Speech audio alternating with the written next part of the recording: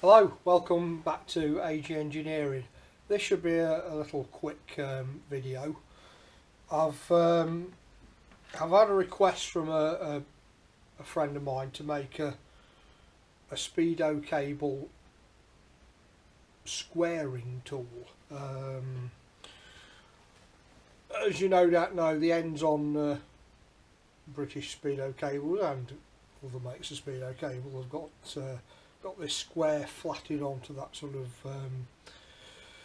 it's not Bowden cable, it's almost like a spring cable with a Bowden core, and it's got a square on it of about, I've just been measuring this, sort of 123 thou, so what's an eighth is 125, so we're talking sort of an eighth of an inch square, probably a little bit under, to allow it to go into the Speedo end or to the drive end.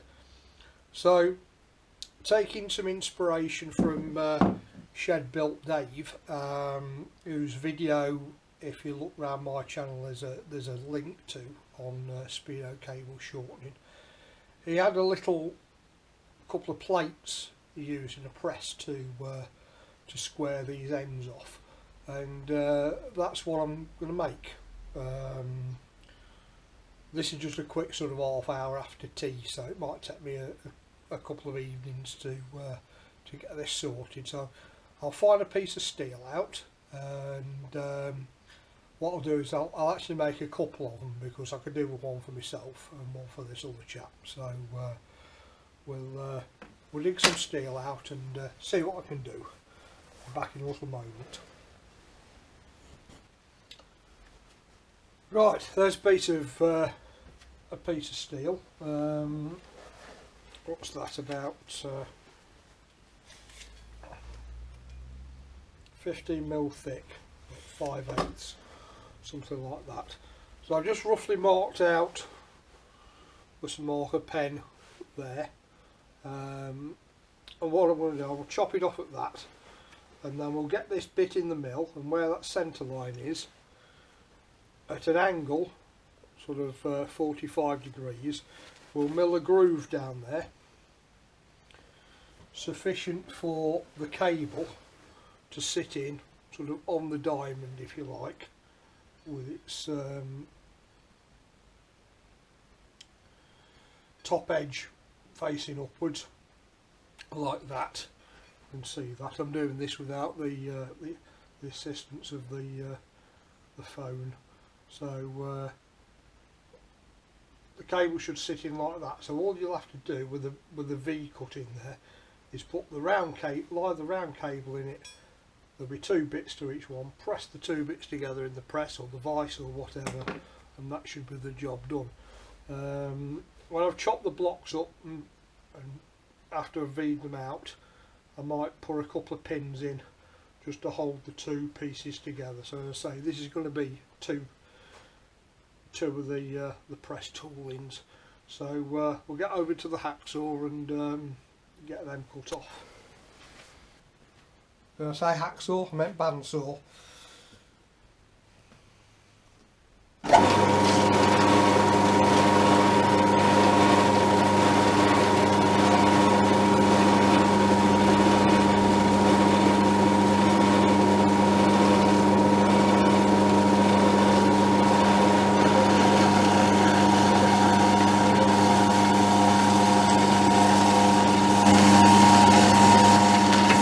I've got a tooth missing on this blade, so I'm not scrapping it yet. There's about 2,000 good teeth left on it, and I've knocked them all off and I'll throw it away.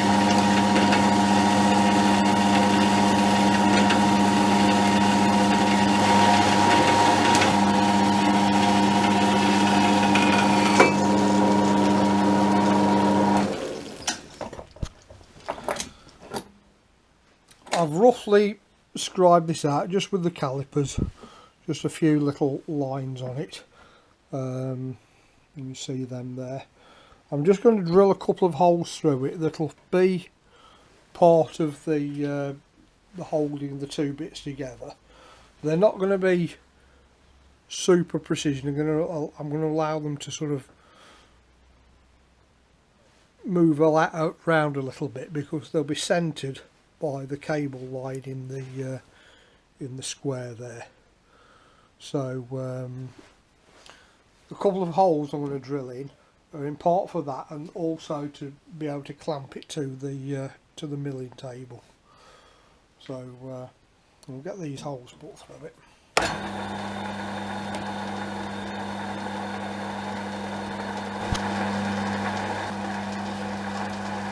So we're set up like that at the moment. We're at 45 degrees on the angle plate. On there, down there, see that? And I'm going to be milling a line along there with a straight cutter down to that half the depth of the diagonals of the square. So set up for that and back in a moment. I'll try and get you in as close as possible.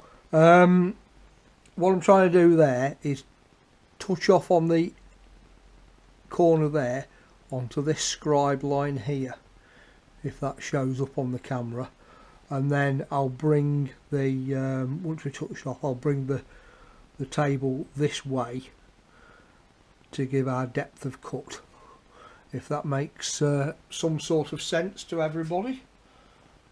Okay, let's just see what happens.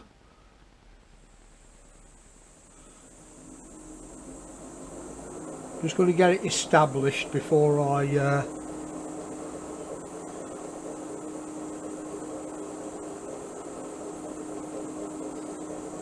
start putting the oil on.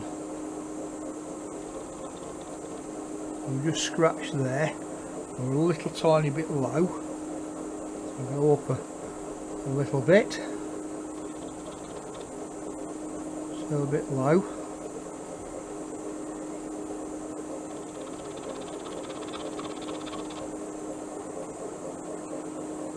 A little bit more.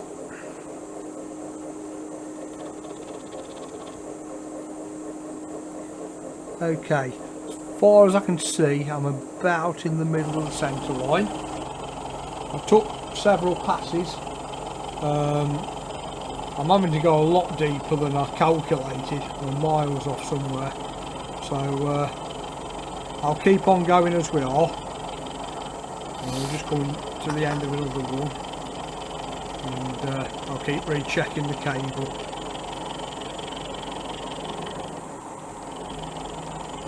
To fit in the groove. There we are so far. I think we can stand going a little fraction deeper than that. So I'll take another pass.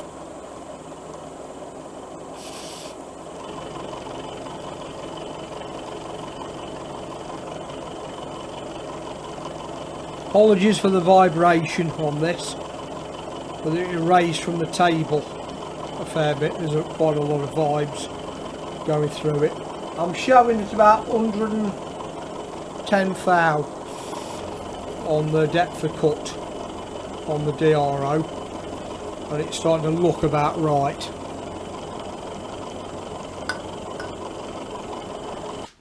So if we can see that there, that's just about right. Hopefully when it presses together that forms correctly, and we seem to be fairly even across the full width of the piece of bar. So I'll take it out at that, and we'll chop it into slices. Well, there's a piece machined up.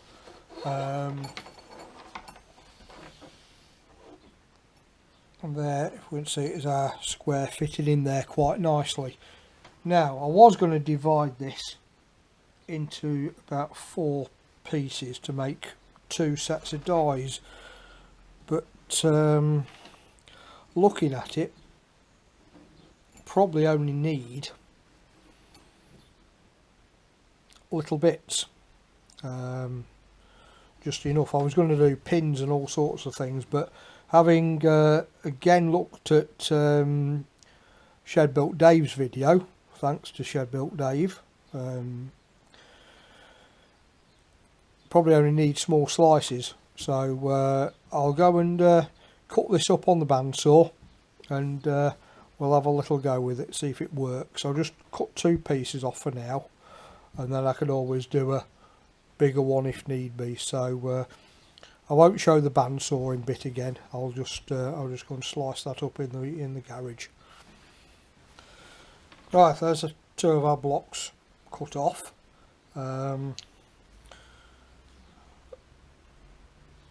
We'll just try the cable in there.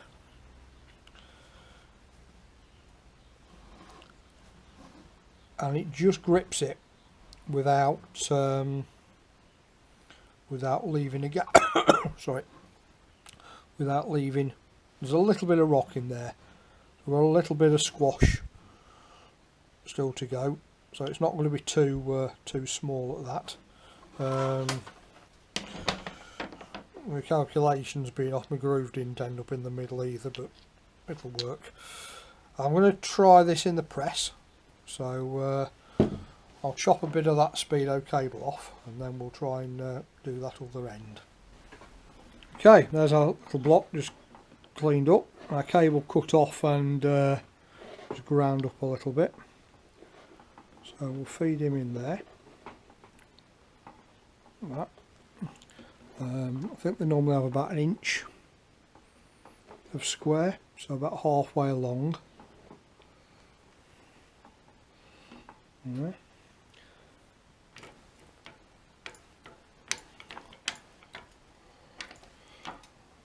And we'll see what happens.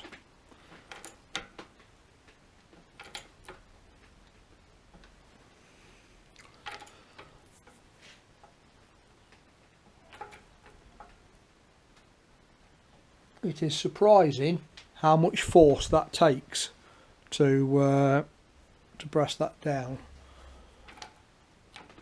You could probably do it in a vise.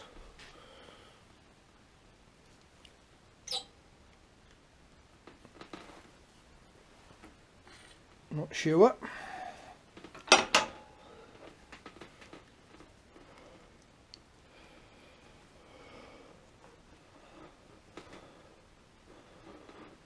There we go.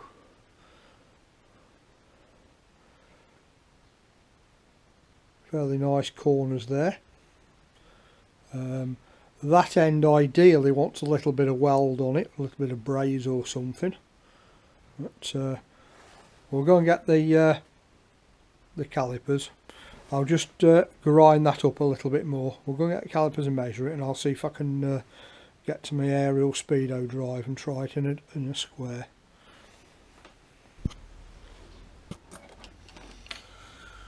So, our square we cut off. Try and put this the right way round so you can read it. I'm working right-handed, left-handed. 121.4, 21.1, 21, further up 121. 21.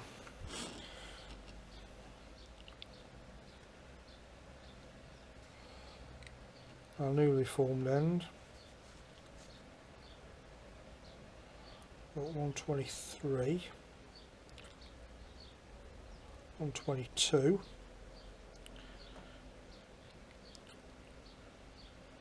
123. We're probably about 3 thou over. 123. I'll see what we can get to on the aerial, but that's how we're looking.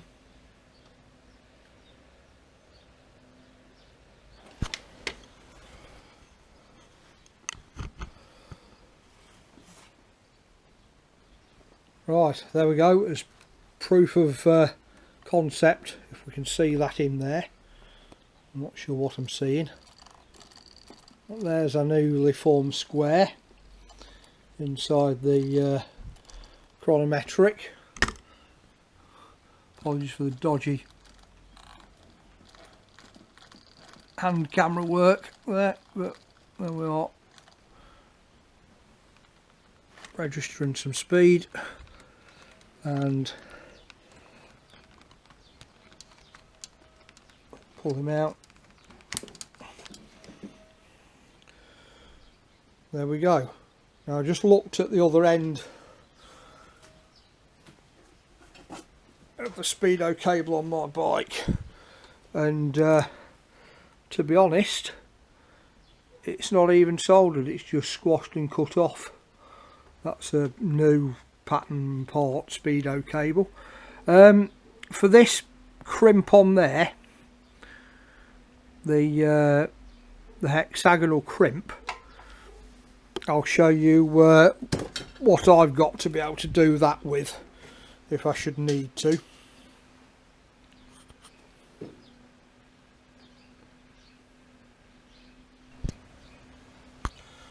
What I've got for the hexagon crimp is these. These are actually earth lug or cable lug crimps, and we've got different size hexagons there. We can select 25mm, oh sorry, 25mm cable that's for. So